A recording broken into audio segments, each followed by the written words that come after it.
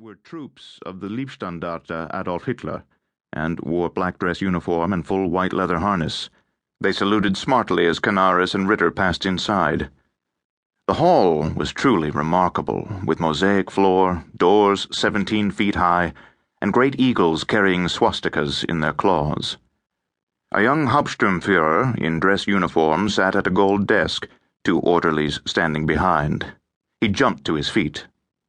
Herr Admiral, the Führer has asked for you twice.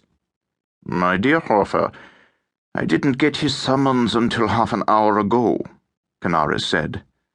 Not that that will do me any good. This is my aide, Captain Ritter. Look after him for me. Of course, Herr Admiral. Hofer nodded to one of the orderlies. Take the Herr Admiral to the Führer's reception suite. The orderly set off at a sharp pace, and Canaris went after him. Hofer came round the desk and said to Ritter, "Spain?" "Yes." Ritter tapped his false foot. "I could still fly, but they won't let me."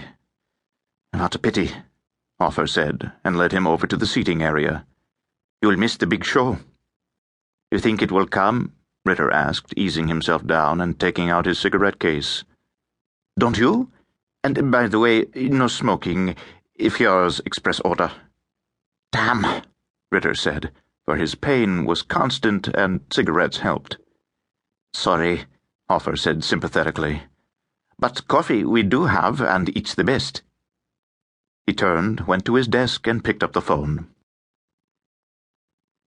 When the guard opened the enormous door to Hitler's study, Canaris was surprised at the number of people in the room. There were the 3 commanders-in-chief, Goering for the Luftwaffe, Brauchitsch for the army, and Raeder for the Kriegsmarine.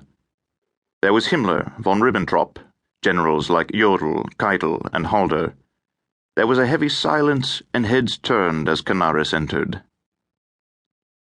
"Now that the Admiral has deigned to join us, we can begin," Hitler said. "And I will be brief. As you know, the British today gave the Poles an unconditional guarantee of their full support in the event of war." Goering said, "Will the French follow, my Führer?" "Undoubtedly," Hitler told him. "But they will do nothing when it comes to the crunch." "You mean invade Poland?" Halder, who was chief of staff at OKW, said. "What about the Russians?" "They won't interfere. Let us say there are negotiations in hand and leave it at that. So, gentlemen, my will is fixed in this matter. You will prepare case right, the invasion of Poland, on September the 1st. There were shocked gasps. "But, my Führer, that only gives us 6 months. Colonel General von Brauchitsch protested. "Ample time," Hitler told him. "If there are those who disagree, speak now." There was a profound silence. "Good. Then get to work, gentlemen. You may all leave, except for you, Herr Admiral." They all filed out, and Canaris stood there waiting while Hitler looked out of the window at the rain. Finally he turned. "The British and the French will declare war, but they won't do anything. Do you agree?" "Absolutely," Canaris said.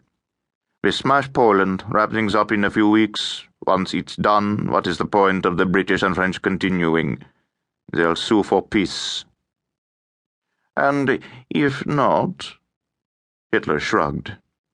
"Then I'll have Case Yellow implemented. We'll invade Belgium, Holland, France, and drive the English into the sea. They'll come to their senses then. After all, they are not our natural enemies." "I agree," Canaris said.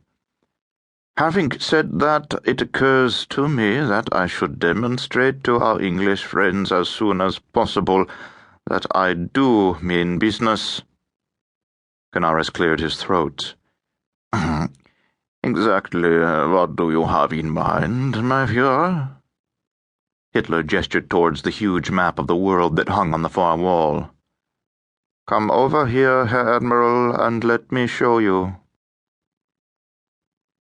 When Canaris returned to the reception hall at the Chancellery an hour later, Hofer was seated behind his desk with the 2 soldiers.